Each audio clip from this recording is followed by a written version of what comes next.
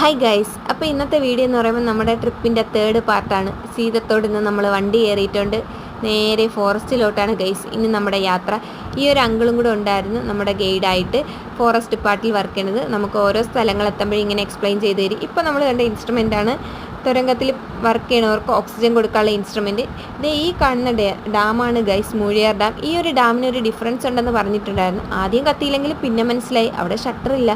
അത്യാവശ്യം വലിപ്പവും അതേപോലെ തന്നെ നല്ല ആഴമുള്ള ഡാമാണ്. അത് കാണാനും നല്ല ഭംഗിയായിരുന്നു. പിന്നെ അതൊക്കെ കണ്ടിട്ടുണ്ടായിരുന്നു. പിന്നെ നമ്മൾ ഫോറസ്റ്റിലോട്ട് കയറിയ ടൈമിൽ കുറേ ആദിവാസി ആളുകളെയൊക്കെ കണ്ടിട്ടുണ്ടായിരുന്നു.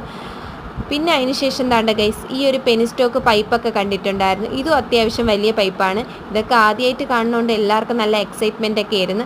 അതുകൊണ്ടാണ് ആ ഒരു വീഡിയോയിൽ ഞാൻ വോയിസ് കൊടുക്കാത്തത്, ഞാൻ തന്നെ ഓൺ വോയിസ് കൊടുത്ത് വീഡിയോ ഇടുന്നത്. പിന്നെ അതിനുശേഷം ഇപ്പോൾ കാണുന്നതാണ് ഗൈസ് 2018 ലാൻഡ് സ്ലൈഡ് വന്നപ്പോൾ പൊട്ടിയിട്ടുള്ള കല്ലുകളൊക്കെ. പിന്നെ അതൊക്കെ ജസ്റ്റ് എടുത്തിട്ടുണ്ടായിരുന്നു. ഇതിൻ്റെ ഇടയിൽ ഒരു സിംഹവാല കുരങ്ങനെ കണ്ടിട്ടുണ്ടായിരുന്നു ഗൈസ്. അത് നിങ്ങൾക്ക് എത്രത്തോളം ക്ലാരിറ്റി ആയിട്ട് കാണാൻ പറ്റുമെന്ന് എനിക്കറിയത്തില്ല.